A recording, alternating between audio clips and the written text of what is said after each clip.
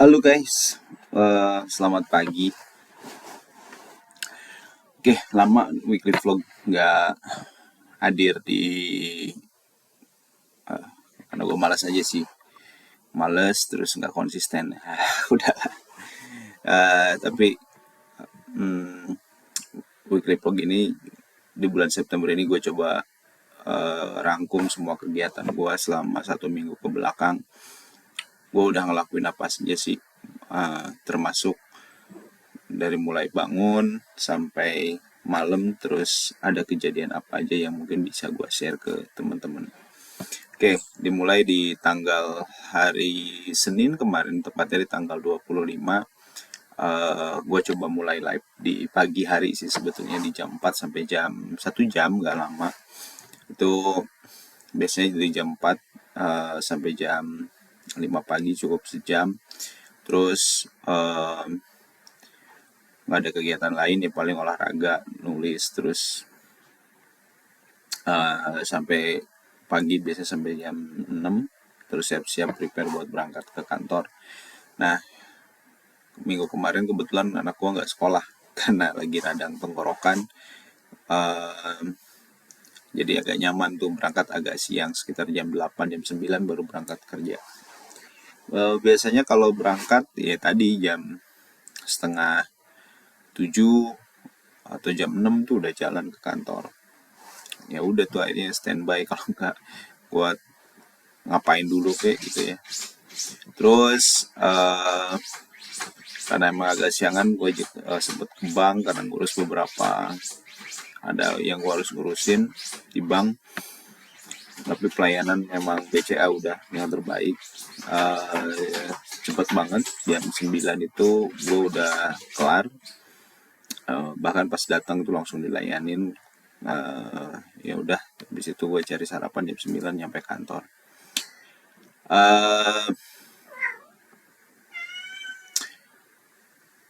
Jam 10 kita ada meeting karena memang ada kondisi coba setting beberapa strategik di proses operasional yang gue pegang, terutama di last mile. Kebetulan gue di logistik, karena kemarin sempat ada sistem pengiriman gue yang sistemnya sempat down beberapa hari, hampir 4 harian. Impactnya pada para agent atau kurir gue yang nggak bisa ngeproses semua barang sehingga ada keterlambatan. Itu di tanggal 25, dan barang yang masuk ke gudang gue tuh sangat dikit. Itu yang jadi PR sementara. Akhirnya banyak harus dihitung lagi apakah ada orang-orang yang sebetulnya meeting lanjutan di hari Jumat. Gue minta teman-teman leader coba buat setting beberapa proses, termasuk mungkin apakah ada kemungkinan untuk di layout dan semacamnya atau dirumahkan. Tapi dengan opsi ya tadi, libur-liburnya harus disesuaikan gitu. Karena tadi ada beberapa kondisi term on condition, beberapa kurir nggak semuanya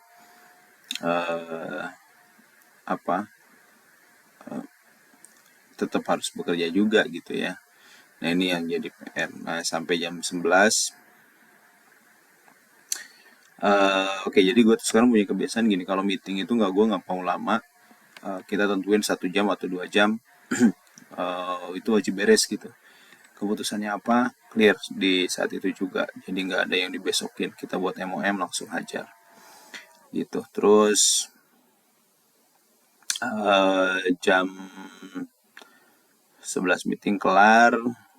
Terus koordinasi dengan tim reporting dan yang lain-lain gimana solusi data, dan apakah sistemnya sudah benar-benar stabil gitu ya. Sampai hari Senin itu masih belum ada lonjakan. Jam 16 sempat, karena udah 2 tahun gue gak ganti kacamata, jadi sorenya gue pergi ke optik buat ngecek mata juga. ternyata mata gue ada, kan tadinya -3 ya, ini jadi nurun -2 tapi nambah silinder. Itu yang eh, kemarin tuh sempat ganti, kalau kena sinar matahari, kalau kena lampu dari arah berlawanan emang agak sedikit silau gitu. Tapi udah kemarin udah dibenerin. Terus jam 7 malam 19 jemput istri sama bocah, terus belanja, makan malam di luar, terus udah sampai rumah sekitar jam 8 jam 9, karena malam itu ya udah tuh langsung gue coba beberapa bikin tulisan, karena memang hari itu gue dapat banyak keresahan. Salah satunya mungkin kalau teman-teman ingat di minggu kemarin ada anak kecil di Sukabumi, tepatnya di Pelabuhan Ratu, meninggal karena cacingan ya. Ini kejadian ketiga kalinya pelayanan yang belum maksimal di masalah kesehatan, terutama yang bikin gua resah gitu ya. Terus apalagi yang ngomongin pelayanan kesehatan tuh, gue sempat pernah mau bikin konten tentang pelayanan kesehatan, tapi memang belum sempat gue buat karena ya sibuk lah ya. Terus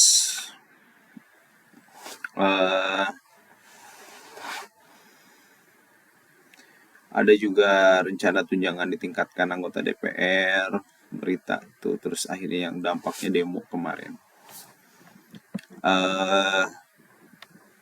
Nah ini tanggal 25, di tanggal 26-nya biasa gue coba live TikTok lagi dari jam emang gue lagi iseng aja sih, bukan iseng sih, tapi lagi coba deh gitu ya, live TikTok. Bukan apa-apa sih, pengen nyobain aja gitu, karena emang selama ini gue nggak pernah live. Terus oke, untuk yang ini kan kebetulan anak udah mulai agak sehat, berangkat sekolahnya agak siang, agak pagi, jam setengah 7 udah jalan.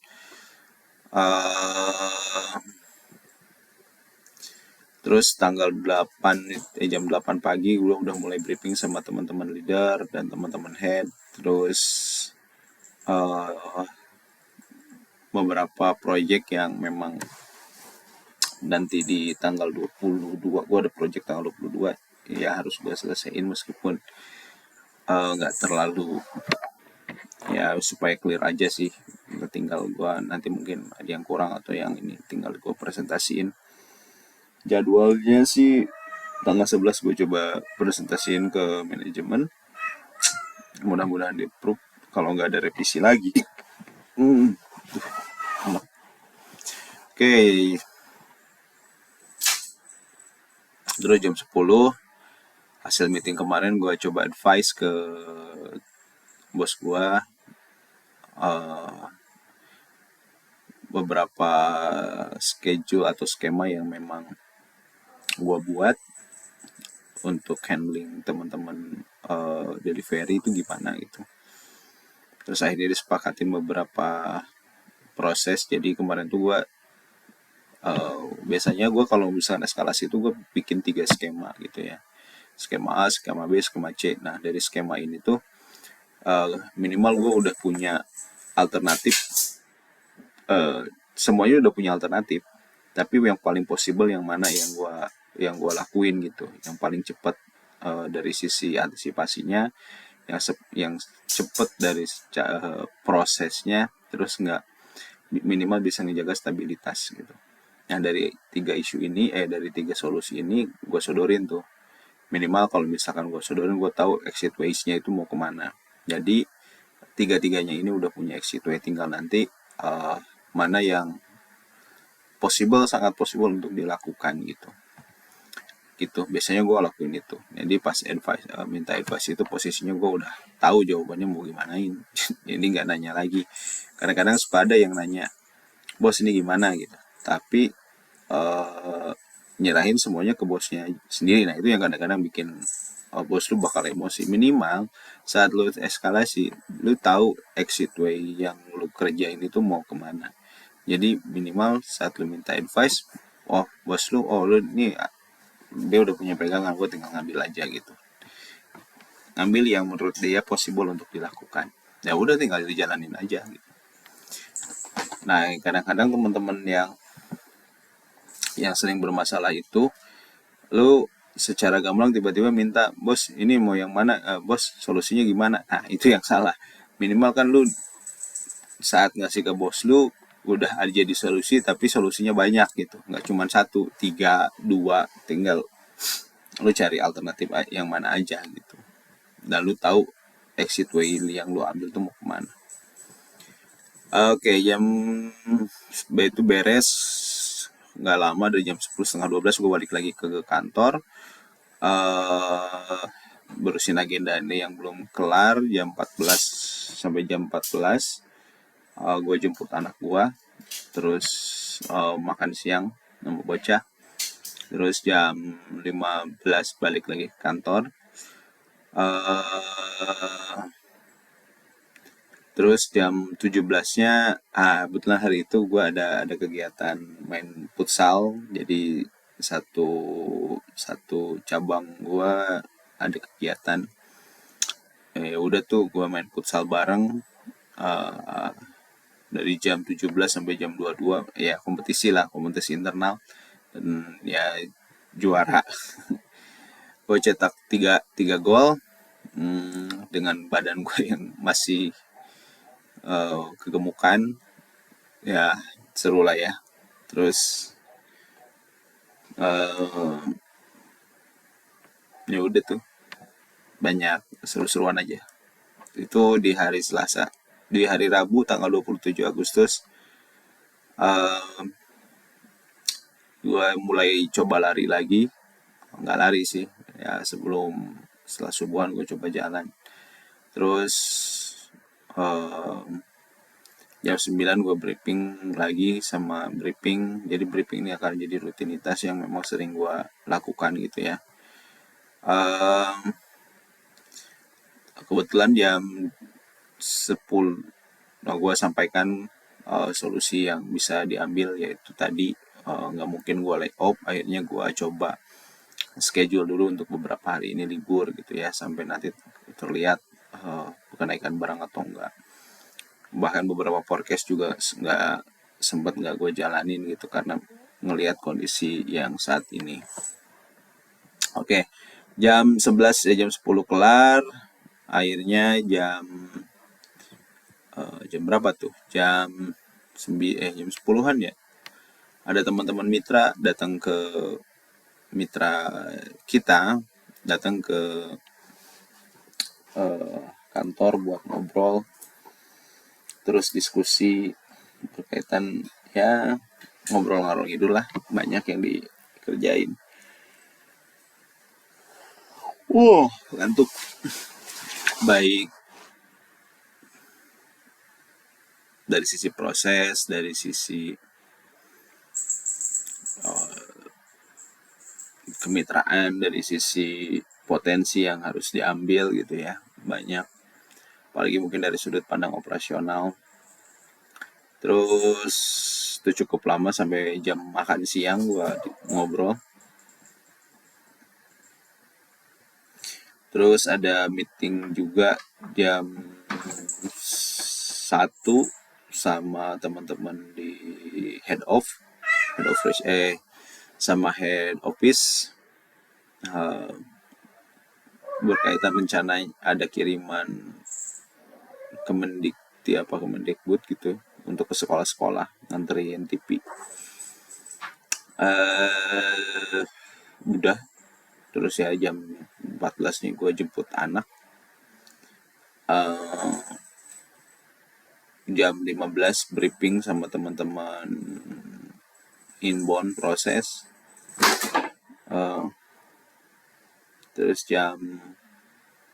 udah, nggak, itu aja sih. Jadi ada juga beberapa teman-teman inbound yang harus gue layoff atau gue rumahkan karena memang barangnya cukup banyak yang turun. Terus di Kamis karena anak nggak bisa lagi sekolah karena ternyata radang tenggorokan sama infeksi pernapasan, makanya panasnya dari semalam tuh nggak berhenti gitu ya. Terus kelar jam 10 berangkat kantor agak siang. Terus ya tadi impact penurunan barang yang sangat drastis gitu ya, karena memang ada proses atau sistem yang memang di tim gue yang nggak bisa kelar cepet. Terus ya udah akhirnya gue bikin agenda sama teman-teman untuk buat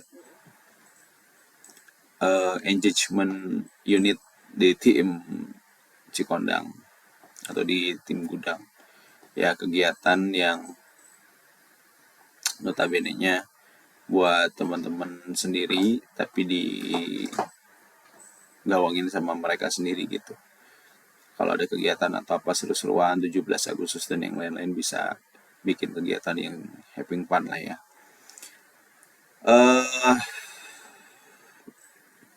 Tanggal 28 ini demo pecah. Gue sempet live dari jam 1 malam karena gue ngeliat berita yang dan berseliweran di media sosial gue, terutama yang berkaitan dengan adanya ojol yang ditabrak sama Brimob pakai mobil rantis. Itu yang ngegongin, yang impactnya sampai dengan hari ini. Hari ini kebetulan direkam hari apa? Hari Senin. Banyak yang akhirnya turun ke jalan. Bahkan di hari Jumat itu di kota gue di Sukabumi itu konvoy ojol, dan di seluruh Indonesia termasuk di Jakarta juga. Bahkan mungkin kalau gue lihat dari teman-teman kantor gue yang di pusat di Jakarta itu banyak orang yang teman-teman diliburin gitu ya atau pulang setengah hari. Tindakan represif ini sih sebetulnya nggak perlu sampai harus kayak gitu ya. Pasti kan ada komando dari atasnya. Apakah ya kalau polisi ataupun TNI ya dia satu komando gitu, nggak mungkin dia akan apa namanya bergerak seenaknya sendiri gitu. Pasti ada atasannya yang nyuruh gitu lah ya. Nah, yang harus diusut itu sampai ada yang meninggal, terus sampai ada karena footage ini kalau disebut nggak sengaja nggak juga, karena ini di yang gue lihat videonya itu ada di beberapa footage yang gue lihat tuh cukup banyak. Ada 3 footage yang gue lihat gitu, itu mah nggak niat ngehalau, itu memang niat mau ngelukain gitu ya. Akhirnya ya terjadi korban. Nah terus kebetulan di hari Kamis juga ada kunjungan dari tim regional regional Jawa Barat, ngebahas harus kunjungan ke Jampang Tengah. Terus di hari Jumat kayak gitu sampai hari apa ya, hari Kamis. Hari Jumatnya meeting full dengan teman-teman regional dan cabang ring 1 ring 2, ngebahas dengan performance operasional dari bulan Juni dan Juli. Terus kebetulan juga tadi ada demo ojol konvoy. Terus kalau kerjaan udah nggak terlalu ini karena memang udah nggak, situasinya udah nggak baik. Di Makobrimob Kuitang juga makin rame kalau gue lihat di sosial media.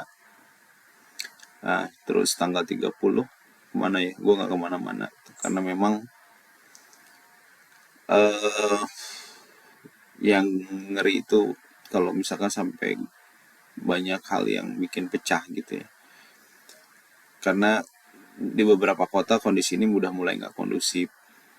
Hari Minggu juga gue full di rumah, kegiatan apa ya, kegiatan nggak banyak sih. Nggak banyak kegiatan. Tanggal 30 lari, terus udah full day di rumah. Jadi bener-bener di minggu ini mah nggak banyak kegiatan di luar karena memang tadi ditakutkan sering banyak hal-hal yang tidak diinginkan gitu ya.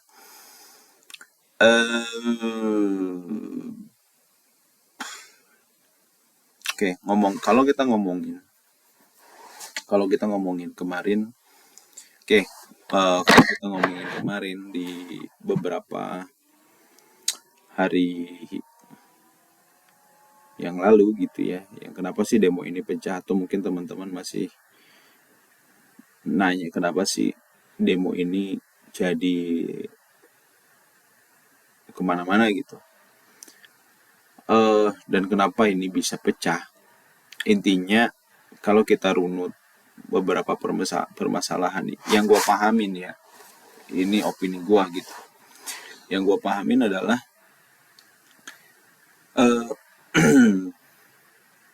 kekecewaan masyarakat terhadap kondisi di Indonesia, mungkin dari beberapa tahun lalu lah ya, dari mulai paling dekat lah pengangguran, terus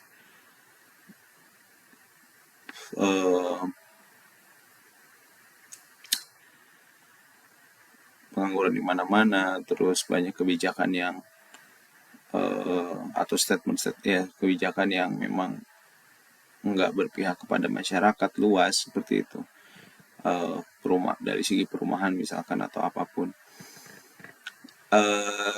tunjangan dan yang lain-lain. Akhirnya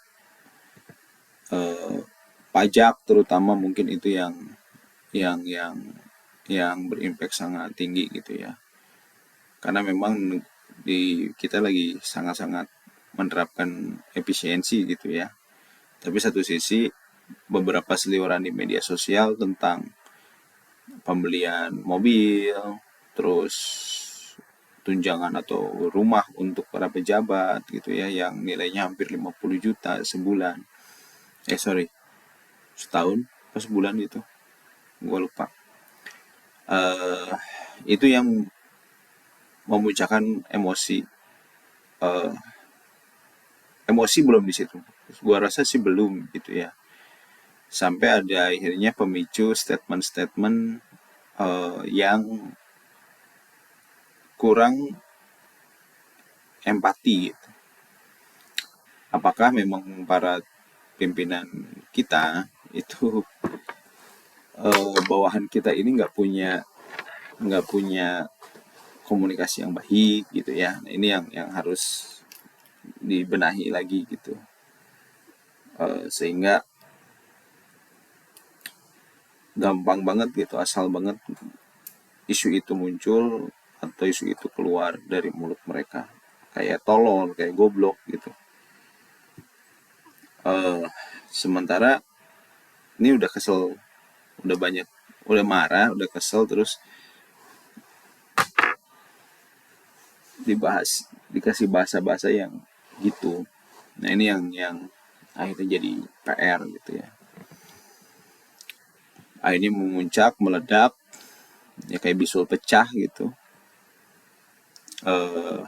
Ya gimana, orang udah ngambek, lu mau diajakin ngobrol kayak gimana pun ya nggak bakal bisa gitu, orangnya udah ngambek.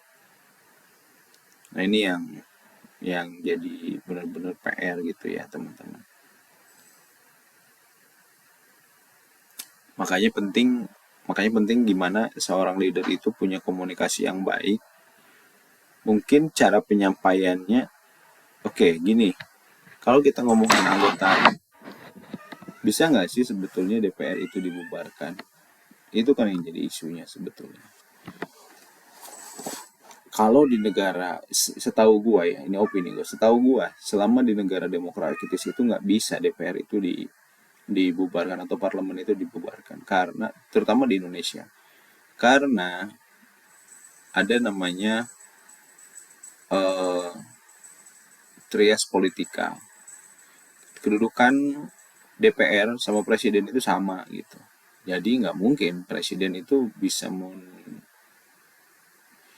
memakjulkan atau apa ya, melengsarkan DPR atau menghilangkan DPR, itu nggak mungkin bisa. Karena memang sistem politik kita yang nggak bisa seperti itu. Kecuali mungkin ada beberapa negara kayak Arab Saudi yang hanya mengandalkan majelis syuro dan yang lain-lain, itulah ya. Itu sebagai contoh lah. Nah, yang jadi masalah adalah cara menyampaikannya, cara respon anggota DPR terhadap hal seperti itu yang dinilai terlalu arogan, penuh dengan nggak paham lah ya. Ini karena yang gue lihat juga ini hanya di permukaan. Kalau di internalnya gue, di dalamnya gue nggak tahu. Ini yang nampak di permukaan, ini yang nampak di berita gitu ya. Terus beberapa pejabat publik juga yang secara kayak simpel deh nampak berubah. Oh iya, Bintaro DPR tuh wah, macet, jadi wajar kalau misalkan ada biaya-biaya sebesar biaya-biaya yang dikeluarkan untuk rumah atau untuk apartemen, apalagi yang di luar daerah gitu. Hehe, Bapak ini kalau kalau misalkan ngomongin kayak gitu, Bapak Ibu, apa kabar kami yang pernah bekerja di daerah Depok, Sawangan, Ciputat, yang rumahnya di daerah-daerah tersebut. Di daerah Bogor, Pak, kalau Bapak berangkat, Bapak bangun pagi, coba deh Bapak nongkrong di jaluran Parung, Pak, sampai di Pasar Parung aja Bapak nongkrong di situ. Orang-orang yang berangkat kerja dari Bogor, Pak, dari Bogor, naik kereta, naik motor, harus ngejar waktu supaya mereka nggak terlambat dan nggak dipotong.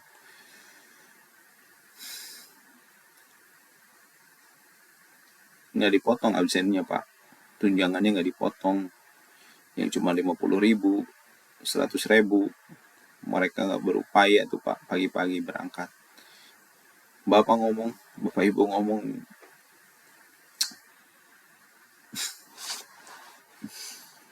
gitu guys. Jadi ya wajar lah. Wajar kalau orang marah tuh. Karena ya tadi, kalau nggak, akhirnya ya mana ya, itu mau ngobijak obrol orang marah ya susah gitu. Orang udah kadung kesel dengan statement-statement tersebut. Orang yang tinggal di Bekasi apalagi gitu, yang jaraknya bahkan ada sering seliuran gue di TikTok gitu. Point of view orang yang kerja rumahnya di Bogor, di Puncak Cipanas, sampai ke tinggal kerja di Jakarta gitu atau di Serpong. Wah gila men, tektokan sehari perjalanan 2 sampai 3 jam, dan lu ngeluh. Wajar lah orang marah. Oke, gue nggak akan potong ini karena gue males ngedit, tapi yang pasti uh, ini akan gue upload langsung.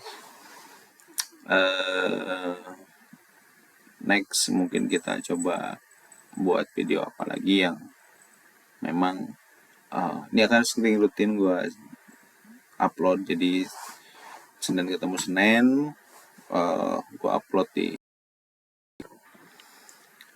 itu aja. Thank you, bye.